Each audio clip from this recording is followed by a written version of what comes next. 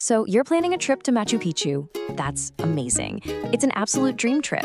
But there's one super common mistake, just a single logistical choice that can make the difference between an incredible adventure and a vacation completely ruined by altitude sickness.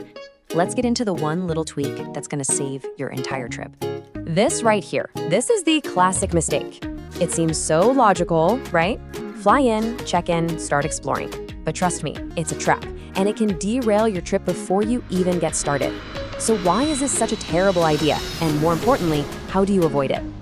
Okay, so picture the typical plan. You land in Cusco, you grab your bags, and you head straight to your hotel in the city, ready to hit the ground running. It sounds efficient, but honestly, it's a massive logistical error. And the reason why? Well, it all comes down to one really big number. Yeah, 11,000 feet. That's over 3,400 meters. For almost everyone arriving through sea level, making a jump that high, that fast, is just a huge shock to the system. Your body is simply not prepared for that little oxygen in the air. And that shock has a name. The locals call it Soroche. It's altitude sickness. And listen, this isn't just some minor inconvenience. It's a pretty serious condition that happens when your body just can't get enough oxygen at high altitudes. And the symptoms? Oh, they can be completely debilitating. I mean, we're talking about crushing headaches, serious nausea, and a kind of fatigue that feels like you've been hit by a bus. It can literally leave you stuck in your hotel room for the first 2 or 3 days of your trip. You came all this way to see these incredible sights, not to be stuck in bed, right? Okay, so if flying straight to Cusco and staying there is a recipe for disaster, what's the alternative? How do you plan this smarter so you actually arrive at Machu Picchu feeling amazing and full of energy? Well, the secret is, surprisingly, counterintuitive. The solution is to do the complete opposite of what you think. Instead of staying high, you have to go down first. So when you land at the Cusco airport, you don't check into a hotel there. No. Instead, you immediately travel down in elevation. This chart shows you exactly why this strategy is a game changer. Look, you can see Cusco way up here, towering at 11,000 feet. But look at the Sacred Valley. It's about 2,000 feet lower, and Machu Picchu itself is even lower than that. The takeaway here is simple. If you start lower, in the Sacred Valley, you give your body a fighting chance to adapt gradually.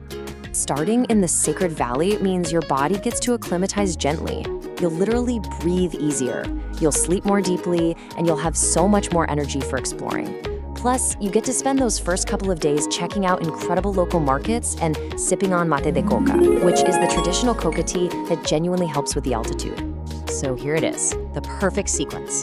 Step 1, fly into Cusco, but have transportation ready to take you immediately down into the Sacred Valley. Step 2, spend your first 2 or 3 nights there in a beautiful town like Ollantaytambo, just letting your body adjust. Step 3, take the train to go see Machu Picchu. And finally, step 4, finish your trip by exploring Cusco, but only after your body is totally ready for that high altitude. And what's great is that this is also incredibly convenient. The train to Aguas Calientes, which is the little town at the base of Machu Picchu, leaves directly from Ollantaytambo in the Sacred Valley. It's the perfect launch pad. You go straight from your acclimatization base to the ruins, showing up with plenty of energy and ready to go. See, by saving Cusco for the end of your trip, you completely flip the script. Instead of it being this huge physical challenge you have to suffer through, it becomes the grand finale, your reward. By the time you finally ascend back to the city's cobblestone streets, your body will be fully acclimatized and ready to handle it, no problem. All right, so let's just nail this down with a quick checklist.